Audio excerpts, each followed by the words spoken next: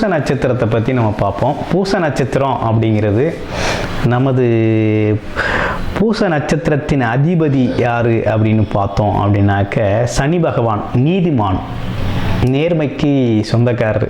நீதிமான் தான் வந்து பூச நட்சத்திரத்தின் நட்சத்திர அதிபதி. இன்னொரு விஷயம், பூச நட்சத்திரம் அப்படிங்கிறது பார்த்திங்கன்னா கடகராசி, அதாவது ராசி அதிபதி சந்திரன்.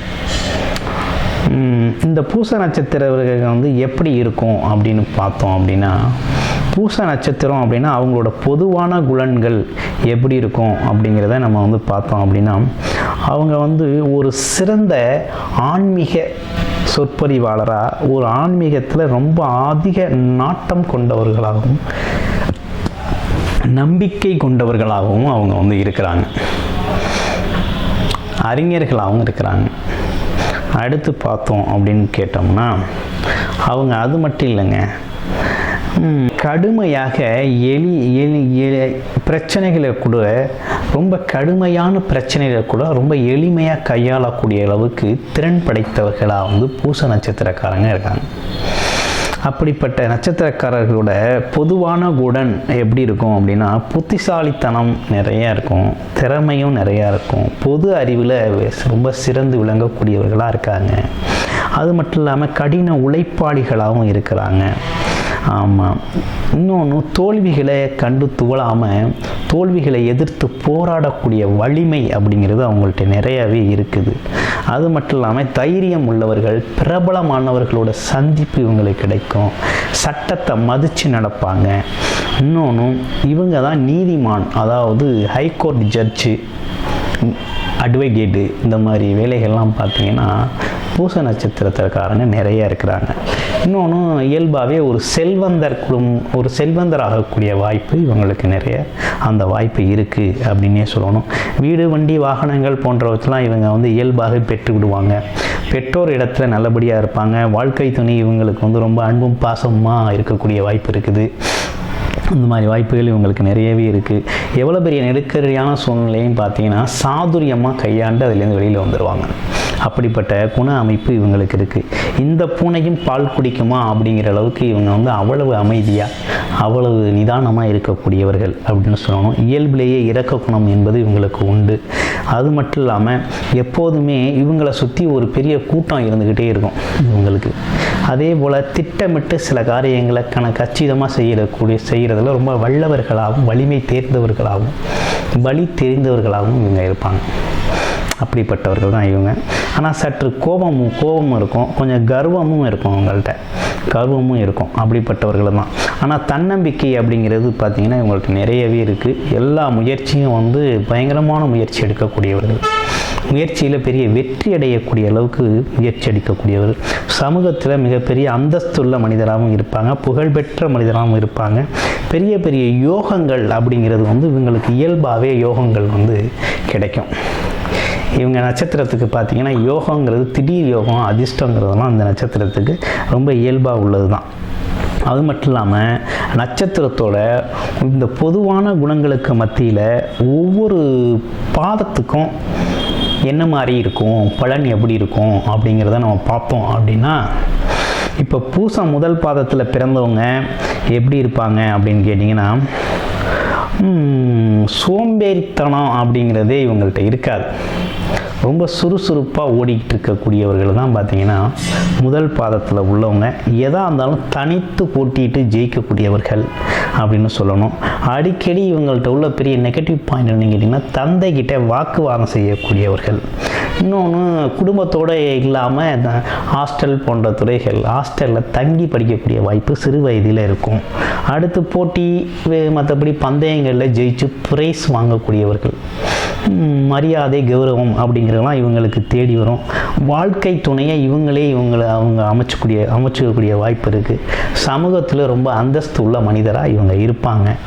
அடுத்து இவங்களோட உடல் ஆரோக்கியம் அப்படிங்கிறது பார்த்திங்கன்னா சும்மா உஷ்ணம், அதாவது வெப்பம் அதிகமாக இருக்கும், உஷ்ணம் இருக்கும். அந்த உஷ்ணத்தை தணிச்சுக்கிட்டாங்க அப்படின்னா உடல் ஆரோக்கியமாக ரொம்ப நல்லாயிருக்கும். முதல் பாதம். இரண்டாவது பாதம் எப்படி இருக்கும் அப்படின்னு பார்த்தோம்னா, பூச நட்சத்திரத்தில் ரெண்டாவது பாதம் எப்படி இருக்குது அப்படின்னு பார்த்தோம்னா, இவங்க பார்த்திங்கன்னா கொஞ்சம் நகைச்சுவையாக எப்பேற்பட்ட பிரச்சனையும் நகைச்சுவையாக ரொம்ப ஈஸியாக கையாளக்கூடிய திறன் பெற்றவர்களாக இவங்க வந்து இருப்பாங்க. ஆமாம், ரொம்ப ஈஸியாக கையாளக்கூடிய திறன் இருக்கும். அது இல்லாமல் மற்றவங்க சொல்கிறத என்ன சொன்னாலும் அதை வந்து கேட்டுக்கக்கூடிய பண்பு, அதில் நிறை குறைகளை வந்து பகுத்தாய்வு பண்ணிக்கக்கூடிய ஒரு திறன் அப்படிங்கிறது இவங்கள்ட்ட நிறையவே இருக்குது. எப்பேற்பட்ட சூழ்நிலையும் ரொம்ப ஈஸியாக கையாள்வாங்க. அந்த திறமை இவங்கள்ட்ட இருக்குது. வாழ்க்கை துணை மற்றும் பிள்ளைகள்கிட்ட பார்த்திங்கன்னா ரொம்ப அன்போடு பாசமாக நடந்துக்கக்கூடிய விஷயங்கள் இருக்குது. பகைவருக்கும் இரக்கம் காட்டக்கூடியவர்கள் அப்படின்னு சொல்லணும். எப்பேற்பட்ட பகையாளியாக இருந்தாலும் அவங்களுக்கும் ஒரு இரக்கம் அப்படிங்கிறத வந்து இரக்கத்தை வந்து காட்டுவாங்க. இவங்களோட மனம் பார்த்திங்கன்னா மற்றொரு உதவி செய்கிறத விரும்பும். ஆமாம், அடுத்து பார்த்தோம் அப்படின்னு கேட்டிங்கன்னா, எந்த தடைகள் இருந்தாலும் அதை பொறுமையாக கையாண்டு அந்த தடைகளை உடைச்சி வாழ்க்கையில் முன்னேறக்கூடிய ஒரு அமைப்பு உள்ளவங்க அப்படின்னா இந்த பூச நட்சத்திரத்தில் உள்ள 2ஆம் பாதத்துக்கு அந்த அமைப்பு இருக்குது அப்படின்னே சொல்லணும். அடுத்து யாருக்கிட்டையும் பொறாமைப்பட மாட்டாங்க. ஏழை எளியவர்களுக்கு அதிக அளவில் உதவி செய்யக்கூடியவங்க. திரைத்துறை கலைத்துறையில் ரொம்ப ஆர்வம் கொண்டவங்களாகவும் இருக்கக்கூடியவர்கள் தான் நம்ம பூச நட்சத்திரம் 2ஆம் பாதத்தில் உள்ளவர்கள். பூச நட்சத்திரம் 3ஆம் பாதம் எப்படி இருக்குது அப்படிங்கிறதையும் நம்ம பார்ப்போம். பூச நட்சத்திரம் 3ஆம் பாதம் பார்த்தோன்னா எத்தனை சோதனைகள் வந்தாலும் ரொம்ப ஈஸியாக எதிர்த்து அதில் வெற்றி பெறக்கூடியவர்கள் தான் வந்து பூச நட்சத்திரம் 3ஆம் பாதத்தில் உடையவர்கள். அது மட்டும் இல்லாமல் இவங்க மகிழ்ச்சி அப்படிங்கிறது குறைவே இவங்களுக்கு இருக்காது அப்படின்னே சொல்லணும். இளமையிலேயே பார்த்திங்கன்னா இவங்க புத்திசாலித்தனமாக இருப்பாங்க. கூட்டு குடும்பத்தில் இருக்கக்கூடிய வாய்ப்பு இவங்களுக்கு உண்டு அப்படின்னே சொல்லணும். இன்னொன்று, இயற்கை எழில் மிகுந்த இடங்களில் இவங்க வீடு மனை வாசல் அமைஞ்சிருக்கும். வீடு வாசல் அப்படிங்கிறது பார்த்திங்கன்னா அப்படி இருக்கும். அந்த மாதிரி வசதி அமைப்பை தான் அவங்க விரும்புவாங்க. இயற்கையாக உள்ள இடத்துல தான் வீடு கட்டி அவங்க வாழணும் அப்படின்னு ஒரு விருப்பம் கொண்டு இருப்பாங்க. அது மட்டும் இல்லாமல் நவீன டிசை ஆடை ஆபரணங்கள் தயாரிக்கிற தொழிற்சாலைகள்லாம் இவங்க வந்து உருவாக்கக்கூடிய வாய்ப்புகள் இருக்குது. வாசனை திரவியங்கள் இவங்க அதிகமாக பயன்படுத்துவாங்க. தெய்வ பக்தி அப்படிங்கிறது இவங்களுக்குள்ளே நிறைஞ்சிருக்கும் அப்படின்னே சொல்லுவோம். அதே போல் தெய்வ திருப்பணிகள் வந்து இவங்க அதிகமாக ஈடுபடுவாங்க.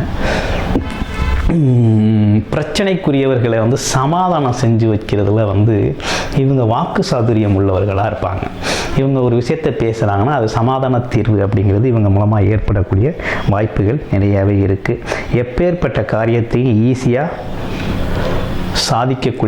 சாதனை செய்யக்கூடியவர்கள். அது மட்டும் இல்லாமல் வீட்டில் செல்ல பிராணிகளை இது ரொம்ப அதிக அக்கறை கொண்டு வளர்க்கக்கூடியவர்கள். இந்த பூசம் 3ஆம் பாதம். பூசம் 4ஆம் பாதத்து அதிபதி. 4ஆம் பாதம் எப்படி இருக்குது அப்படின்னு கேட்டோம்னா, இவங்க அதிகமாக கூட்டு குடும்பத்தில் வாழ்கிறதே தான் விரும்புகிறாங்க. உடல் ஆரோக்கியத்தில் ரொம்ப அக்கறை எடுத்துக்குவாங்க. எந்த சூழ்நிலையும் உறவினர்களையோ நண்பர்களையோ உதாசீனம் செய்ய மாட்டார்கள், விட்டு கொடுக்கவும் மாட்டார்கள். அனைத்து சுபபோகங்களையும் அனுபவிப்பவர்கள். பேச்சாற்றல் மிக்கவர்கள். சாதுரியமாக பேசுபவர்.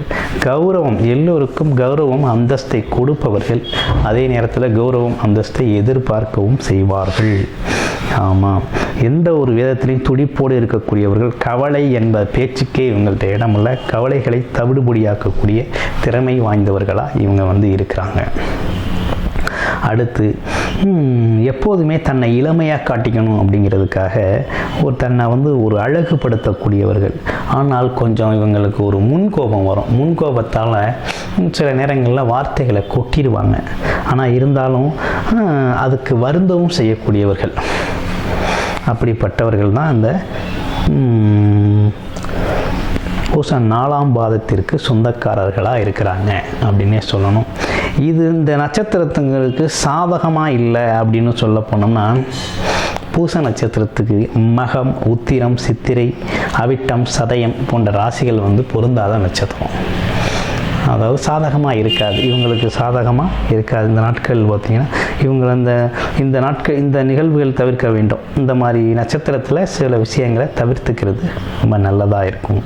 உடல் நல பிரச்சனைகள் அப்படின்னு பார்க்க போனோம் அப்படின்னா, இவங்களுக்கு பார்த்திங்கன்னா சுவாச கோளாறு அப்படிங்கிறது ஏற்படக்கூடிய வாய்ப்பு இருக்குது. மஞ்சள் காமலை, கேன்சர், புற்றுநோய், காசநோய் போன்ற கல்லீரல் போன்ற விஷயங்கள்லாம் வந்து ஒவ்வொரு காலகட்டத்திற்கும் அவங்களோட பழக்க வழக்கத்துக்கு ஏற்றா போல் அது வரக்கூடிய வாய்ப்புகள் இருக்குது. அதை தவிர்த்துக்கிறதுக்கு உணவு முறையை சரி செஞ்சுக்கிறது ரொம்ப நல்லது. பழக்க வழக்கங்களை மாற்றிக்கிறது ரொம்ப நல்லதாக இருக்கும் அப்படின்னே சொல்லணும். பொதுவாக நம்ம பூச நட்சத்திரத்துக்காக என்ன மாதிரி வேலைகளில் அதிக ஆர்வம் காட்டியிருப்பாங்க அப்படின்னா, என்ன மாதிரி தொழில்கள் செய்வாங்க அப்படின்னா, இவங்க வந்து பெட்ரோலிய தொழில் செய்கிறவங்களா இருக்கக்கூடிய வாய்ப்புகள் நிறைய இருக்குது. சுரங்கத் தொழில், வனத்துறை, விவசாயம், நிலத்தடி கட்டுமானம், அடுத்து பாதுகாப்பு துறையில் நிறைய பேர் இருப்பாங்க. சிறைத்துறை காவலர்களாக இருக்கக்கூடிய வாய்ப்பு இருக்குது. நீதிபதிகளாக நிறைய பேர் நீதிபதிகள் இருக்குது. புவியியல் சார்ந்த விஷயங்கள், நீரியல் சார்ந்த விஷயங்களில் இவங்க அதிக அதிகாரம் செலுத்துவாங்க. அந்த துறைகளில் வேலை கிடைக்கக்கூடிய அருமையான அமைப்பு இவங்களுக்கு இருக்குது. அது மட்டும் இல்லாமல் இவங்க அணிய வேண்டிய கல் அப்படின்னு பார்த்தோம்னா நீலக்கல் இவங்க அணிஞ்சுக்கலாம். ஒரு சாதகமான நிறம் அப்படின்னு எடுத்துக்கிட்டோம்னா இவங்களுக்கு கருப்பு, அடர் நீலம், இந்த மாதிரி நிறம் வந்து இவங்களுக்கு நல்ல அதிர்ஷ்ட நிறமாக அமையும் அப்படின்னே சொல்லணும். இப்போ கடைசியாக பார்த்தோம் அப்படின்னா, வழிபட வேண்டிய தெய்வம் அப்படின்னு எடுத்துக்கிட்டோம்னா தட்சிணாமூர்த்தியை வழிபடுறது ரொம்ப சிறப்பு வாய்ந்ததாக இருக்கும். பூச நட்சத்திரத்துக்காரங்க தட்சிணாமூர்த்தியை வழிபடணும், தினசரி வழிபடணும். இல்லை அப்படின்னா வியாழக்கிழமைகளில் வழிபடுறது ரொம்ப சிறப்பு அப்படின்னே சொல்லணும். வழிபட வேண்டிய தலம் அப்படின்னு கேட்டோம் அப்படின்னா, வருடத்தில் ஒரு தடவையாவது திருநள்ளாறு சென்று வரணும், திருவெண்காடு சென்று வரணும். திருநள்ளாறு சென்று வழிபட்டு வர இவங்களுக்கு மேன்மேலும் நல்ல சிறப்புகளும், குடும்பத்தின் முன்னேற்றம், ஒற்றுமை, கணவன் மனைவி ஒற்றுமை, நண்பர்கள் உறவினர்களின் பாதுகாப்பு அனைத்துமே ரொம்ப சீரும் சிறப்புமாக அமையும். குடும்பத்தில் பொருளாதார நிலை உயரும், உடல் ஆரோக்கியங்கள் மேம்படும். இப்படி நிகழ்வுகள் நடக்கணும்னா வழிபாடு அப்படிங்கிறது ரொம்ப முக்கியம். தட்சிணாமூர்த்தி வழிபாடு வியாழக்கிழமைகளிலும் வருடத்தில் ஒரு முறையாவது திருநள்ளாறு சென்று சனி பகவானை வழிபட்டு வர மிகவும் உங்கள் வாழ்க்கை வளமுடன் வாழ வழி செய்வார். ஜோதிட ஆலோசனைக்கு உங்கள் வாழ்க்கை வளமுடன் ஜோதிடர் குருச்சந்திர வடிவேல். நன்றி, வணக்கம்.